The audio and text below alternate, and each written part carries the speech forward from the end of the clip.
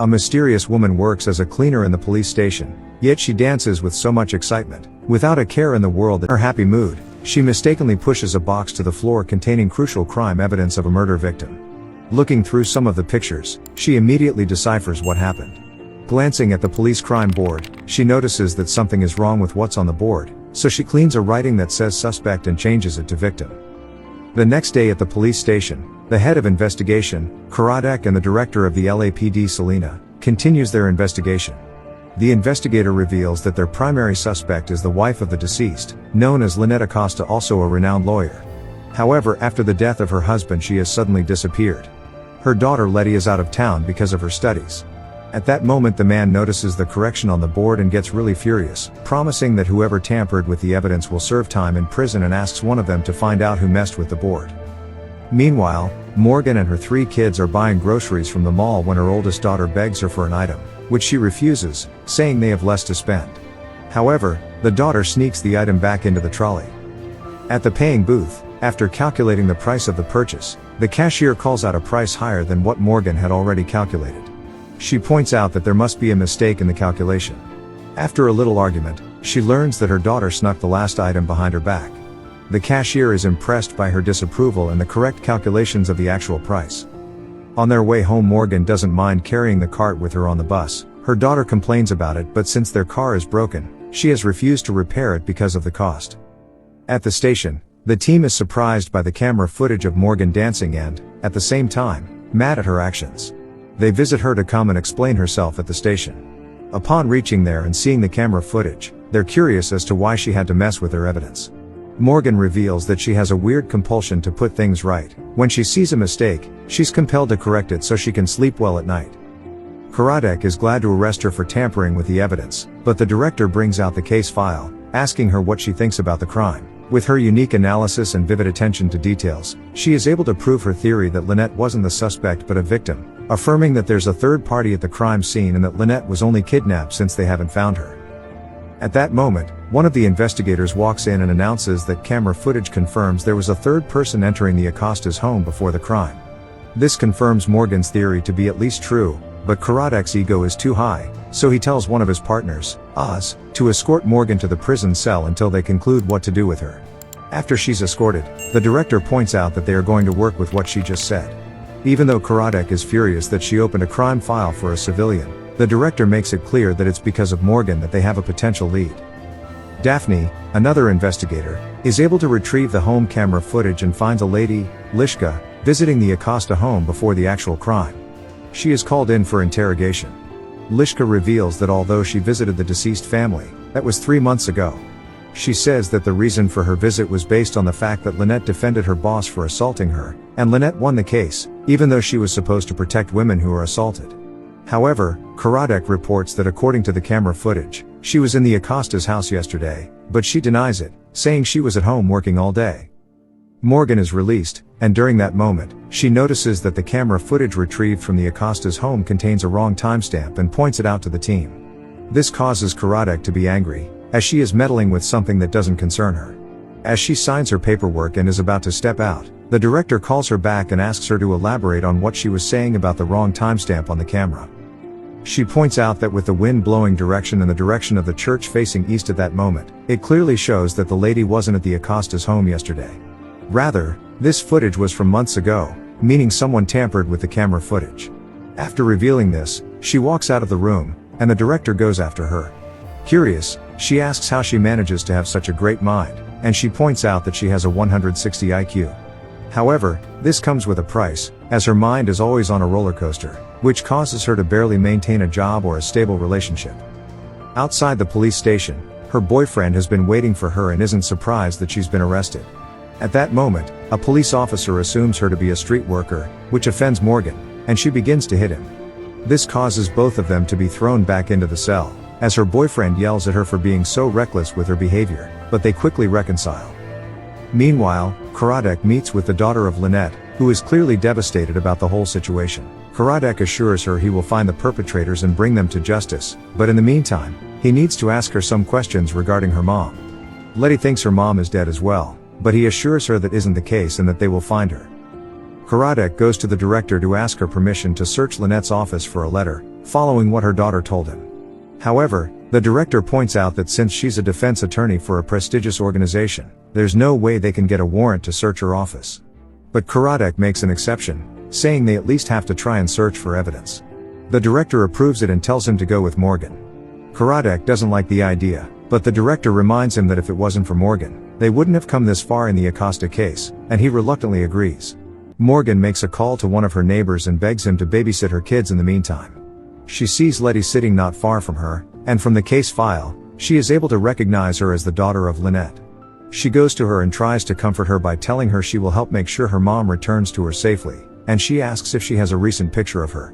After scrolling through different pictures, she assures Letty not to worry too much. The director then approaches her to ask for her help in uncovering the case, which she agrees to. Following Letty to her sister's home, Karadek warns Morgan not to say or do anything, as this might jeopardize their plans. Karadek proceeds to interrogate Lynette's sister about a letter that her sister received that might help them with the investigation, but she says she knows nothing. Morgan begins to touch some objects in the room, not minding what Karadek told her earlier. When the lady asks, Karadek defends her by saying she's their consultant. Morgan then proceeds to ask the woman about her profession, and she's surprised that she could see what's written on her computer from such a distance. Karadek is very angry with her for talking to the lady, as he asked her not to do anything. But Morgan fires back. However, Morgan points out that they really need to find the letter in Lynette's office either way because the sister is obviously hiding something. But Karadek doesn't want her to join them this time. Angry and realizing that he doesn't need her help, she leaves. Karadek meets with the head of the law firm to get his approval to search Lynette's office, but he refuses unless he has a search warrant. Angry, he goes to the bathroom to relieve his frustration. Suddenly, Morgan shows up with the letter, revealing she sneaked into Lynette's office to get it.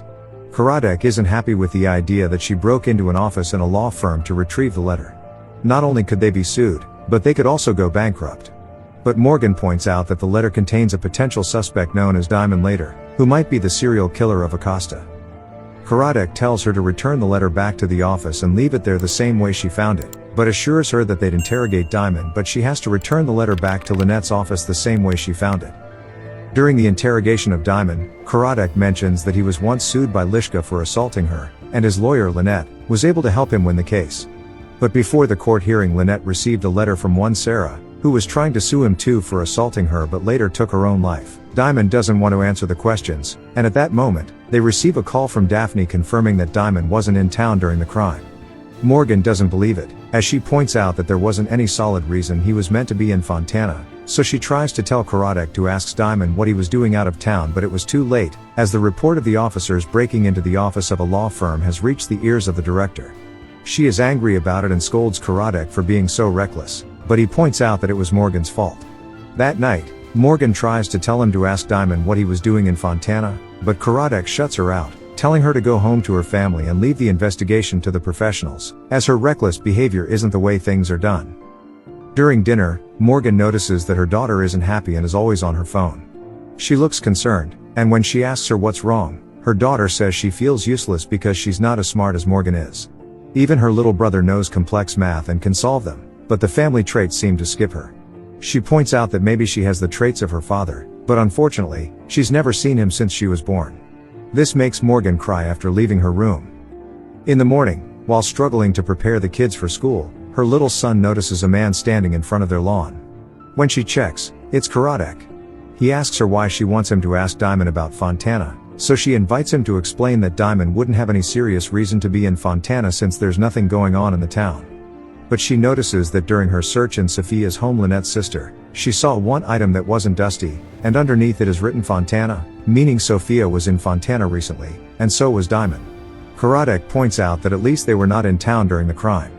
This makes Morgan realize something. She remembers a certain flower from her encounter with Letty and asks her neighbor what time it takes for such flowers to die out.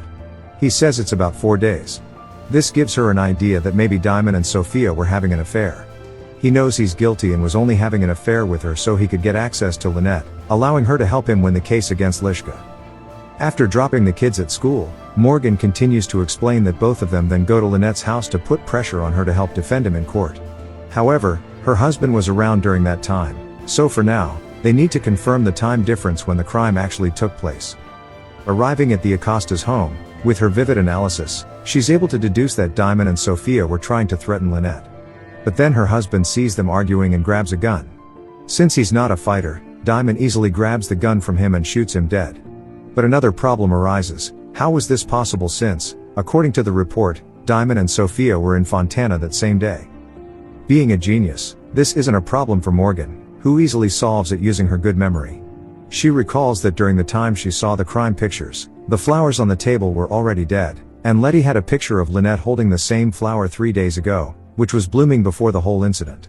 Since Sophia was a botanist and Diamond was a security technologist, coupled with the treehouse in the living room and the fact that the house is a smart home, meaning it has its own climate control system, he was able to freeze Acosta's body. The next day, Lishka visits the home, so he frames her as the murderer. In Lynette's case, Sophia couldn't harm her sister, so they ended up kidnapping her, probably in Fontana, to buy time to think about what they would do next.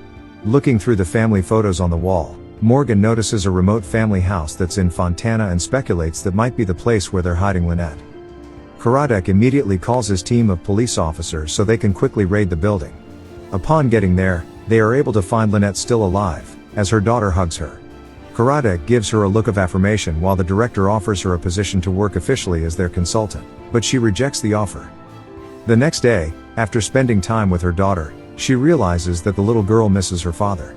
She feels like she has been lied to by the authorities about the actual whereabouts of her former husband, so she goes back to the police department and accepts the consulting offer with some terms she wants to abide by. Afterwards, she asks the director to help her with the search for her ex-boyfriend.